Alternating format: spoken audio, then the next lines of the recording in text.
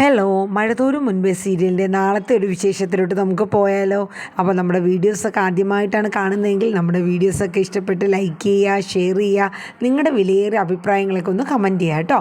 അതോടൊപ്പം നമ്മുടെ Sumi Mufas tasty kitchen എന്ന ഈ ഒരു കുഞ്ഞു ചാനൽ നിങ്ങൾ ആരും സബ്സ്ക്രൈബ് ചെയ്തിട്ടില്ലെങ്കിൽ ഒന്ന് സപ്പോർട്ട് ചെയ്യണം കേട്ടോ. അപ്പോൾ നമുക്ക് നാളത്തെ മണിശങ്കറിൻ്റെയും അലീനയുടെയും അതോടൊപ്പം നമ്മുടെ വൈജയുടെയും ബാലചന്ദ്രൻ്റെയും പുതിയ വിശേഷത്തിലോട്ട് പോയാലോ? അപ്പോൾ കഴിഞ്ഞ ദിവസം നമ്മുടെ ബാലചന്ദ്രൻ ഡിസ്ചാർജായി വന്നു അല്ലേ. ഡിസ്ചാർജായി വന്ന ബാലചന്ദ്രൻ അലീനേനെ കാണുന്നു. അത് കഴിഞ്ഞ് നേരെ സ്വന്തം റൂമിലോട്ട് പോയി തുറന്ന് നോക്കിയിട്ട് ബാലചന്ദ്രൻ തിരിച്ച് ആ ഡോർ അടച്ചിട്ട് കൃഷ്ണജ മോളുടെ അടുത്തൊക്കെ പറയുകയാണ്, എനിക്ക് ആ മേളിലുള്ള ഒരു റൂം അറേഞ്ച് ചെയ്താൽ മതി, എൻ്റെ എല്ലാ സാധനങ്ങളും മേളിലോട്ട് എടുത്ത് വെക്കണമെന്ന്. അപ്പോൾ വൈദ്യ ചോദിക്കുന്നുണ്ട്, അതെന്താണ്, ഇതെന്ത് ഭ്രാന്താണ്, അതെന്തേ നിങ്ങൾ ഈ റൂമിലല്ലേ കിടക്കുന്നത്, ഇനി മുതൽ ഇത് നിൻ്റെ റൂം, എനിക്ക് വേറൊരു റൂം, ഇനി ഞാനും നീ ഒരുമിച്ചൊരു റൂം അല്ലെങ്കിൽ ഒരു ജീവിതമോ നമുക്കിടയിലില്ല. വൈജയന്തി അങ്ങോട്ട് ഷോക്കാവണം, എന്തൊക്കെ ഭ്രാന്താണ് ഈ ബാലേന്ദ്രൻ പറയുന്നത്, എനിക്കൊന്നും മനസ്സിലാവില്ല. ഇനി മുതൽ അങ്ങനെയാണ്, എൻ്റെ ഇഷ്ടങ്ങൾക്കനുസരിച്ച് എൻ്റെ രീതി അനുസരിച്ച് ഞാൻ ജീവിക്കും, അതിനാരും അഭിപ്രായം പറയാൻ വരണ്ട. അപ്പോൾ പറയും, ഒരു കാര്യം പറഞ്ഞേക്കാം, ഞാൻ മേലിൽ പോകുന്ന ആൾക്കാർ പിന്നെ ഇങ്ങനെ താഴേക്കൊന്നും പറഞ്ഞ് വരാൻ നിൽക്കരുത്, ഇത് നിൻ്റെ അച്ഛൻ പണിത വീടല്ല, ഇത് ഈ ബാലചന്ദ്രൻ പണിത വീടാണ്, എനിക്ക് ഇഷ്ടമുള്ളപ്പോൾ ഇഷ്ടമുള്ള റൂമിൽ ഇഷ്ടമുള്ള സ്ഥലത്ത് ഞാൻ കിടക്കുകയോ ഇരിക്കുകയോ ഒക്കെ ചെയ്യും, അത് ചോദ്യം ചെയ്യാൻ ആരും വരണ്ട. അപ്പോൾ നമ്മുടെ ബബിതയും നമ്മുടെ രോഹിത്തും ഒക്കെ അങ്ങ് നിൽക്കുകയാണ്. വൈജയ്ക്കാണെങ്കിൽ മുഖത്തടിച്ചണക്കുള്ള ഒരു ഫീലിങ്സ് ആയിപ്പോയി.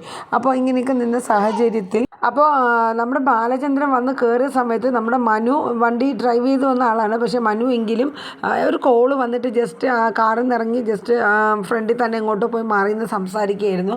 അപ്പോൾ അപ്പോഴാണ് അകത്ത് ഈ സംഭവങ്ങളൊക്കെ. അപ്പോൾ നമ്മുടെ കൃഷ്ണജ പറഞ്ഞു, അച്ഛൻ മേളിലത്തെ റൂമിലാണെങ്കിൽ അച്ഛന് എന്തെങ്കിലും അത്യാവശ്യ കാര്യങ്ങളൊക്കെ വന്നാൽ എന്താ ചെയ്യുക, അതിനാരെങ്കിലും വേണ്ടേ എന്നൊക്കെ എല്ലാവരും പറഞ്ഞുവെങ്കിലും മനുശങ്കർ നമ്മുടെ ബാലേന്ദ്രൻ പറയുന്നത്, എന്താവശ്യം ഉണ്ടെങ്കിലും ഒരു കോളിംഗ് ബെല്ല് ഞാൻ എന്തായാലും ഫിറ്റ് ചെയ്യിപ്പിക്കുന്നുണ്ട്, എനിക്ക് സമാധാനവും സ്വസ്ഥതയും കിട്ടുന്നതാണ് നല്ലതെന്ന് പറഞ്ഞിട്ട്, മോളെ നീയും കൂടെ ചേർന്ന് ആ സാധനങ്ങളൊക്കെ മേളിൽ എൻ്റെ റൂമിൽ എല്ലാ സാധനങ്ങളും എൻ്റേതായിട്ടുള്ള എൻ്റെ ഡ്രസ്സും മറ്റ് അക്സസറീസുകളും എല്ലാം മേളിലത്തെ റൂമിൽ സെറ്റ് ചെയ്യാൻ പറയുന്നുണ്ട്. ഭവിതയുടെ അടുത്തും കൂടെയാണ് പറയണത്.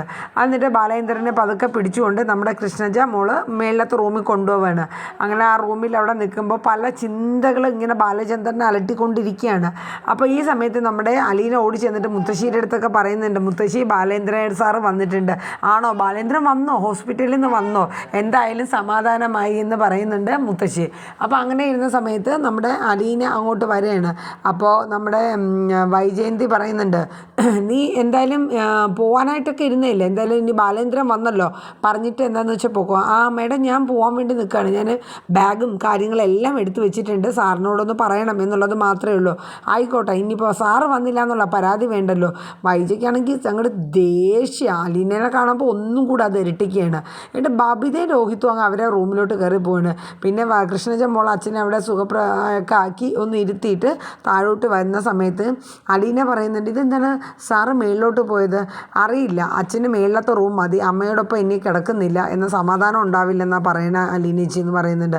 അത് കേട്ടപ്പോൾ ഇത് എന്തൊക്കെയാണ് പറയണത്, അപ്പോൾ ഇനി സാറിന് എന്തെങ്കിലും ആവശ്യം വന്നാൽ മേഡം അല്ലേ വേണ്ടത് എന്നൊക്കെ പറഞ്ഞുവെങ്കിലും അതൊന്നും അച്ഛൻ കൂട്ടാക്കുന്നില്ല എന്ന് പറയുന്നുണ്ട്. അപ്പോൾ ആ സമയത്ത് നമ്മുടെ മനു ഫോൺ കോള് എല്ലാം സംസാരിച്ചിട്ട് കോള് കട്ട് ചെയ്തിട്ട് അകത്തോട്ട് വന്നപ്പോൾ ഇതാണ് സീന്. അപ്പോൾ മനു ചോദിച്ചു, എന്ത് പറ്റി അങ്കിൾ ഇന്ന് അങ്കിള് മേളിലോട്ട് കയറിയോ? അപ്പം പറഞ്ഞു, എന്ത് പ്രാന്താ മനു, എന്തൊക്കെ കാണണം, ഒരു അറ്റാക്ക് വന്നു എന്ന് പറഞ്ഞ് ബാക്കിയുള്ളവരൊക്കെ അടിമകളായിട്ട് കഴിയണം എന്നാണ് ഇവിടെ പലരുടെയും വിചാരം. അപ്പം മനു പറഞ്ഞു, ആൻറ്റി ഒന്നും പറയണ്ട, ഇപ്പം അങ്കിളിൻ്റെ മേളിലത്തെ റൂമിൽ കിടക്കണം, അല്ലെങ്കിൽ അതാണ് ഒരു സമാധാനമെങ്കിൽ അത് കിടന്നോട്ടെ, ആൻറ്റിയുടെ അടുത്ത് ഹോസ്പിറ്റലിൽ വെച്ച് എന്താണ് പറഞ്ഞത്, അങ്കിളിൻ്റെ ഇഷ്ടത്തിനനുസരിച്ച് അങ്കിൾ ജീവിച്ചോട്ടെ, അല്ലാണ്ട് നമ്മൾ ഇനി അതിൻ്റെ ഇടയിലോട്ട് നമ്മൾ പോകണ്ട, നമുക്ക് ആളൊന്ന് റിക്കവറായി വരുന്നവരെങ്കിലും കാര്യങ്ങളൊക്കെ നമുക്കൊന്ന് മനസ്സിലാക്കി എടുക്കണ്ട, അതുകൊണ്ട് ആൻറ്റി ഒന്നും പറയാൻ നിൽക്കണ്ട. അതെ, ഞാനൊന്നും മിണ്ടുന്നില്ലല്ലോ, ഒന്നും മിണ്ടുന്നില്ല. അപ്പോൾ ആ സമയത്ത് നമ്മുടെ അലീന കടന്നു വന്നിട്ട് പറയുന്നുണ്ട്, മനുവേട്ടാ ഞാൻ എന്തായാലും ഇന്ന് പോവാണ്, അപ്പോൾ സാറിനോടും കൂടെ പറഞ്ഞിട്ട് പോകണം. അപ്പോൾ മനുശങ്കർ പറയുന്നുണ്ട്, അതെ നിന്നെ ഞാനും അങ്കിളുമാണ് ഇവിടെ കൊണ്ടുവന്നത്, നീ ഈ സമയത്ത് പോയാൽ എങ്ങനെ ശരിയാവും. അപ്പോൾ വൈജ പറയുന്നത്, അവൾ പോകണമെങ്കിൽ പൊക്കോട്ടെ, അവൾ ഇവിടെ എന്താ അത്യാവശ്യം, എന്താ അവൾ പോകാനായിട്ടിരുന്നില്ല, അവൾ പൊക്കോട്ടെ എന്ന് പറയുന്നുണ്ട്. ഒരു കാര്യം ചെയ്യുക, എൻ്റെ അടുത്ത് പറഞ്ഞു, ഇനിയിപ്പോൾ അങ്കിളിൻ്റെ അടുത്തും കൂടെ പറഞ്ഞ് അങ്കിൾ സമ്മതിക്കുകയാണെങ്കിൽ സേഫായിട്ടുള്ളൊരു സ്ഥലത്ത്, അതുവരെ നീ രേവതിക്കുട്ടിയുടെ വീട്ടിൽ നിൽക്കുക, ഒരു ജോലി സേഫായിട്ട് ആയതിനു ശേഷം എവിടെയാണെന്ന് വെച്ചാൽ പോകും. അപ്പോൾ നീ അങ്കിളിനോടും കൂടെ പോയി പറയുന്നുണ്ട്. അപ്പം നമ്മുടെ വൈജയന്തി പറയുന്നുണ്ട്, ഇനിയിപ്പം പറയാനും പിടിക്കാനൊന്നും നിൽക്കണ്ട, അത് പൊക്കോളൂ, എന്തായാലും പോകണു എന്ന് പറഞ്ഞതാണല്ലോ. അപ്പം നമ്മുടെ അലീന പറയുന്നുണ്ട്, അങ്ങനെയില്ല, എന്നെ സാറാണ് ഇവിടെ കൊണ്ടുവന്നത്, സാറിനോട് ഒരു വാക്ക് പറയാണ്ട് പോകാൻ എനിക്ക് പറ്റില്ലല്ലോ മാഡം എന്ന് പറയുന്നുണ്ട്. അങ്ങനെ അലീന സാറിനോട് പറയാൻ വേണ്ടി മേളിലോട്ട് പോവാണ്. അപ്പോൾ അതിൻ്റെ ഇടയിൽ കുറച്ച് ക്ലാഷ് ഉണ്ടാവുകയാണ് താഴെ. വൈജയന്തി കിടന്ന് ഷൗട്ട് ചെയ്ത് ഭയങ്കര സീൻ ഉണ്ടാക്കുകയാണ്. അതായത് അവൾ പോയി വരേച്ചയായിട്ട് അവൾ ഇനി മുതൽ ഇവിടെ വേണ്ട എന്നൊക്കെ പറഞ്ഞിട്ട് ഭയങ്കര ഒച്ചപ്പാടും ബഹളവുമാണ് വൈജ. അതിൻ്റെ ഇടയിൽ ബാലേന്ദ്രൻ ഈ റൂമിൽ നിന്ന് മേളത്തെ റൂമിൽ പോയതിനും ബഹളം ആകെ ഒച്ചപ്പാട്. അപ്പോൾ ഈ ബഹളമൊക്കെ കേട്ടിട്ട് നമ്മുടെ ബാലേന്ദ്രൻ മേളത്തെ റൂമിൽ നിന്ന് ബാൽക്കണിയിലോട്ട് നോക്കിയപ്പോൾ അലീനയുടെ മുക്കിട്ട് അങ്ങോട്ട് കയറാണ് വൈജയന്തി. അപ്പോൾ ബാലേന്ദ്രൻ മേളിൽ നിന്നുകൊണ്ട് ചോദിച്ചു, എന്താണ് അവിടെ പ്രശ്നമെന്ന് ചോദിച്ചു. അപ്പോൾ അലീന കൃഷ്ണജമൾ പറഞ്ഞു, ഒന്നുമില്ല അച്ഛാ, അലീന ചേച്ചി പോവാണെന്ന് പറയുന്നുണ്ട്. പോവാ എങ്ങോട്ട്? അപ്പോൾ ബാലേന്ദ്രൻ പറഞ്ഞു, അലീന ഇനി മുതൽ നീ മുത്തശ്ശിയുടെ കാര്യം മാത്രം നോക്കിയാൽ പോരാ, എൻ്റെയും കൂടെ ഹോം നേഴ്സായിട്ട് നീ നിൽക്കണം. ഹോം നേഴ്സായിട്ടോ? ആരുടെ? അപ്പോൾ പിന്നെ ബാക്കി ഞങ്ങളൊക്കെ ഇവിടെ എന്തിനാ? നിങ്ങളാരും ഒന്നും ചെയ്യേണ്ട, അലീന ഇനി എൻ്റെ കാര്യങ്ങളൊക്കെ നോക്കി, എൻ്റെ മരുന്നും കാര്യങ്ങളൊക്കെ നോക്കി തന്നാൽ മതിയെന്ന് പറയുന്നുണ്ട്. ഇതും കൂടെ കേട്ടപ്പോൾ വൈജയന്തി പിടിച്ചാൽ നിൽക്കുമോ? 100 റേഞ്ചിന് വൈജയന്തി അങ്ങോട്ട് ഷൗട്ട് ചെയ്ത് എരച്ചങ്ങോട്ട് കയറുകയാണ്. എന്നിട്ട് ബാലേന്ദ്രൻ പറയുന്നുണ്ട്, നിനക്ക് എന്നെയും കൂടെ നോക്കുന്നത് കൊണ്ട് സാലറി കൂടുതൽ വേണമെങ്കിൽ അത് ഞാൻ തന്നോളാം, പക്ഷേ ഇനി മുതൽ ഞാൻ പറയുന്നവരെ നീ ഇവിടെ തന്നെ നിൽക്കണം. ഞാനല്ലേ നിന്നെ മനുവും കൂടെ കൊണ്ടുവന്നത്, ഞാൻ പറയും നീ എപ്പോൾ പോകണ്ടെന്നുള്ളതും. എന്നിട്ട് ബാലേന്ദ്ര അവിടെ നിന്ന് പറയുന്നുണ്ട്, ഈ വീട്ടിൽ എൻ്റെ ഇഷ്ടങ്ങൾക്ക് ഇനി മുതൽ, ഇത്രയും നാളും വേറെ പലരും ആയിരുന്നു ഇവിടെ ഭരണം, ഇനി മുതൽ ഈ ബാലചന്ദ്രൻ്റെ വീട്ടിൽ ബാലചന്ദ്രൻ എന്തു പറയുന്നു അത് കേട്ട് അനുസരിച്ച് ജീവിക്കാൻ പറ്റും എന്നുള്ളവർ മാത്രം ഇവിടെ നിന്നാൽ മതി, ഇല്ലാത്തവർക്ക് ഇവിടെ നിന്ന് പോകാമെന്ന് പറയുന്നുണ്ട്. ഇതും കൂടെ കേട്ടപ്പോൾ വൈജയ്ക്ക് ഇനി എന്ത് പറയണമെന്ന് അറിഞ്ഞില്ല. വൈജയ്ക്ക് കൊന്നു തിന്നാനുള്ള ദേഷ്യമാണ്. ആരെയൊക്കെയോ ഒന്നാമത്തെ സ്ഥാനത്ത് നിൽക്കുന്നത് നമ്മുടെ അലീനയാണ്. ഒന്നും മിണ്ടായില്ല. ഇതൊക്കെ കേട്ടപ്പോൾ മനുവിന് ചിരി വരെയാണ്. കാര്യം എന്ന് വെച്ചാൽ ഇത്രയും നാൾ ഒരു ആണുങ്ങളുടേതായിട്ടുള്ള ഒരു ഇതും അങ്കിള് കാണിച്ചിട്ടില്ല.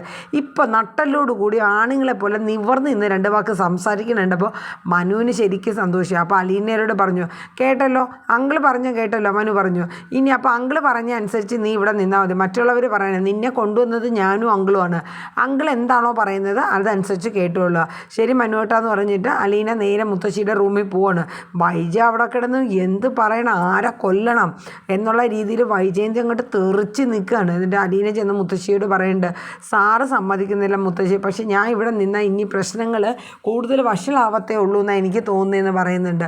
അപ്പം പറയുന്നുണ്ട്, നീ അതൊന്നും നോക്കണ്ട, ഇവിടെ നീ പോയാലും ഇല്ലെങ്കിലും വൈജയുടെ സ്വഭാവത്തിന് ഒരു മാറ്റവും വരാനൊന്നും പോകില്ല. ബാലേന്ദ്രൻ എൻ്റെ മനസ്സറിഞ്ഞാണ് പറഞ്ഞത്, എന്തായാലും അത് നന്നായിരിക്കട്ടെ ദൈവമേന്ന് നമ്മുടെ മുത്തശ്ശി പറയുകയാണ്. അപ്പോൾ ആ സമയത്ത് നമ്മുടെ മുത്തശ്ശി പറഞ്ഞു, ബാലേന്ദ്രൻ എന്ത് പറഞ്ഞു അതുപോലെ നീ അനുസരിച്ചുള്ളൂ എന്ന് പറയുന്നുണ്ട്. അപ്പോൾ ഇതൊക്കെ കേട്ട് കഴിഞ്ഞിട്ട് മനു ശരി പോവാണെന്ന് പറഞ്ഞ് പോവാണ്. ഇനി ആരും ഒന്നും മിണ്ടണ്ട, ആൻറ്റി സമാധാനപ്പെട്ടിരി എന്നൊക്കെ പറഞ്ഞ് സമാധാനപ്പെടുത്തിയിട്ടാണ് മനു പോണത്. അത് കഴിഞ്ഞ് പിന്നെ കാണിക്കുന്നത് അലീന നമ്മുടെ ബാലേന്ദ്രൻ്റെ റൂമിലോട്ട് എന്തോ ലെമൺ ടീയോ ഗുളിയോ എന്തോ കൊടുക്കാനായിട്ട് അങ്ങോട്ട് കയറി പോകുന്ന സമയത്ത് വൈജയന്തി അലീനയുടെ അടുത്ത് ചോദിക്കുന്നത്, നീ എങ്ങോട്ടാണ് പോണത്? അത് സാറിന് ലെമൺ ടീ എന്തോ കൊടുക്കാൻ വേണ്ടി പോകണമെന്നാണ് പറഞ്ഞത്. അപ്പോൾ അലീന കയറി ചെല്ലുമ്പോഴത്തേക്ക്, ഓ ഇപ്പം സൗകര്യം ആയല്ലോ, നിൻ്റെ തൊലിവെളുപ്പ് കണ്ട് അങ്ങേര് നിന്നിൽ മയങ്ങി, നീ പറയണ പോലെ ഇപ്പോൾ ആയി കാര്യങ്ങളൊക്കെ, ആയിക്കോട്ടെ ഇപ്പം മുറിയും കൂടെ സെപ്പറേറ്റ് ചെയ്തപ്പോൾ സമാധാനം ആയല്ലോ. ഇത് കേട്ടിട്ട് അലീനയ്ക്ക് അങ്ങോട്ട് തടിച്ചിട്ട് പാടില്ല. അലീന ആദ്യമായിട്ട് അങ്ങോട്ട് തെറിക്കുകയാണ് വൈജയന്തിയുടെ അടുത്ത്. നിങ്ങൾ ഈ പറഞ്ഞതിന് നിങ്ങളുടെ കരണത്ത് നോക്കി 2 തന്നിട്ട് വേണം മറുപടി പറയേണ്ടത്. നിങ്ങളുടെ ജീവിതം നല്ല രീതിയിൽ തന്നെയാണോ ജീവിച്ചതെന്നുള്ള രീതിയിൽ ഒരു ഡയലോഗ് അടിച്ചിട്ടും അങ്ങോട്ട് അലീന തെറിച്ച് അങ്ങോട്ട് ചെല്ലണം. വൈജ ഞെട്ടിപ്പോവാണ്. ഇത്രയും നാൾ ഇത്രയും ദേഷ്യത്തിൽ അലീനേനെ കണ്ടിട്ടില്ല. വൈജ ഒന്ന് പുറകിലോട്ടൊന്ന് മാറി. കാരണം വെച്ചാൽ അത്ര ദേഷ്യം. നിങ്ങൾ ഈ പറഞ്ഞ ഓരോ വാക്കിന് നിങ്ങളൊരു കാലത്ത് പശ്ചാത്തപിക്കുമെന്ന് പറയുന്നത്. നിങ്ങൾ ഒരു സ്ത്രീയാണെന്നുള്ള കാര്യം ഓർത്തോണം. എനിക്ക് അദ്ദേഹം എൻ്റെ അച്ഛൻ്റെ സ്ഥാനത്താണ് ഞാൻ കാണുന്നതെന്ന് പറയുന്നുണ്ട്. അപ്പോൾ ഇതൊക്കെ കേട്ടിട്ട് വൈജയ്ക്ക് പിന്നെ ഒന്നും പറയാൻ പറ്റില്ല. കാരണം പറഞ്ഞു പോയത് അലീനേനെയും ബാലേന്ദ്രനെയും ചേർത്ത് വേറൊരു മോശമായ രീതിയിലാണ് വൈജയന്തി പറഞ്ഞുണ്ടാക്കിയത്. പക്ഷേ അത് എന്തും അലീന കേൾക്കും. പക്ഷേ ഈ പറഞ്ഞത് അലീന അങ്ങോട്ട് വിട്ടുകൊടുത്തില്ല. അലീന നല്ല ഡോസ് അങ്ങോട്ട് കൊടുക്കുകയാണ് വൈജയ്ക്ക്. പിന്നെ ഒന്നും വൈജയ്ക്ക് മിണ്ടാനുള്ള ഓപ്ഷൻ കിട്ടിയില്ല. എന്നിട്ട് നേരെ കയറി മേളിൽ പോവേണ്ടി. എന്നിട്ട് ബാലേന്ദ്രൻ സാറിന് എന്താണോ എടുത്തു കൊടുക്കേണ്ട സാധനം സാധനങ്ങളൊക്കെ എടുത്തു കൊടുത്തു. രണ്ടും കൽപ്പിച്ചതിന് അലീന നിൽക്കുകയാണ്. അപ്പോൾ ആ സമയത്താണ് ബാലേന്ദ്രൻ ചോദിക്കുന്നുണ്ട് അലീനയുടെ അടുത്ത്, നീ ഇങ്ങോട്ട് വന്നേ, നിനക്ക് എങ്ങോട്ട് പോകാനാണ്? അല്ല സാറേ, ഞാൻ ഇവിടെ നിന്നാൽ നിങ്ങളുടെ ജീവിതത്തിന് വളരെയേറെ വിള്ളൽ വരും. കാരണം ഞാൻ കാരണം ഒരു ബുദ്ധിമുട്ട്, അല്ലെങ്കിൽ തന്നെ ഞാനുള്ളത് കൊണ്ടാണെന്നാണ് മേഡം ഇവിടെ പറയണത്. ഇനി അതൊരു വിഷയമാകണ്ട എന്ന് കരുതിയിട്ടാണ് സാറേ ഞാൻ പോകണമെന്ന് പറയുന്നത്. നീയല്ലേ പറയാറ് വൈജയന്തി നിൻ്റെ അമ്മയെ പോലെയൊക്കെയാണെന്ന്. ഞാനങ്ങനെ കരുതിയിട്ട് കാര്യമൊന്നും ഇല്ലല്ലോ സാറേ എന്ന് പറയുന്ന സമയത്ത് നമ്മുടെ ബാലേന്ദ്രൻ അലീനയോട് ഒരൊറ്റ ചോദ്യം ചോദിക്കുകയാണ്. പക്ഷെ ആ ചോദ്യത്തിൽ നമ്മുടെ അലീന അങ്ങ് ഷോക്കായി പോവാണ്. ബാലേന്ദ്രൻ ചോദിക്കുകയാണ്, അമ്മയെ പോലെയാണോ അതോ അമ്മ തന്നെയാണോ? നിനക്ക് നിൻ്റെ അമ്മ തന്നെയല്ലേ വൈജയന്തി, അതിനെന്തെങ്കിലും മാറ്റമുണ്ടോ? അതായത് സ്വന്തം അമ്മയാണോ എന്ന രീതിയിലൊരു ചോദ്യം അങ്ങ് ചോദിക്കുകയാണ്. അപ്പോൾ അലീന അങ്ങോട്ട് ഞെട്ടി, ശ്വാസം ഇല്ലാത്ത കണക്കങ്ങ് ആയിപ്പോവാണ്. അലീന ഞെട്ടിക്കൊണ്ട് ചോദിച്ചു, സാർ എന്താ ഈ ചോദിക്കുന്നത്? അല്ല, വൈജ നിൻ്റെ സ്വന്തം അമ്മ തന്നെയല്ലേ? ആ അമ്മയോടൊത്ത് നിൽക്കാനല്ലേ നീ ഇവിടെ വന്നത് എന്നങ്ങ് ചോദിക്കണം. അപ്പോൾ അലീനയ്ക്ക് മനസ്സിലായി, ഇത്രയും ബാലചന്ദ്രൻ എന്തൊക്കെയോ രഹസ്യങ്ങൾ അറിഞ്ഞു മനസ്സിലാക്കി, അതിൻ്റെ പേരിലാണ് ഈ ഇത്രയും കോലാഹലങ്ങളൊക്കെ സാറിന് ഉണ്ടായി എന്നുള്ളത് മനസ്സിലായി. അതായത് ഇത്രയും നാളും തൻ്റെ മനസ്സിൽ ഒതുക്കി വെച്ചിരുന്ന ആ വലിയ രഹസ്യം സാർ എങ്ങനെയോ മനസ്സിലാക്കി എടുത്തു എന്നുള്ളത് അലീനയ്ക്ക് മനസ്സിലായി. അലീനയ്ക്ക് പറയാൻ വാക്കുകളൊന്നും കിട്ടിയില്ല. അലീന ഒരൊറ്റ കരച്ചിലാണ്, പൊട്ടിക്കരയുന്ന രംഗമാണ്. അപ്പം നാളത്തെ എപ്പിസോഡിൽ ഈ രംഗങ്ങളൊക്കെയാണ് വരുന്നത്.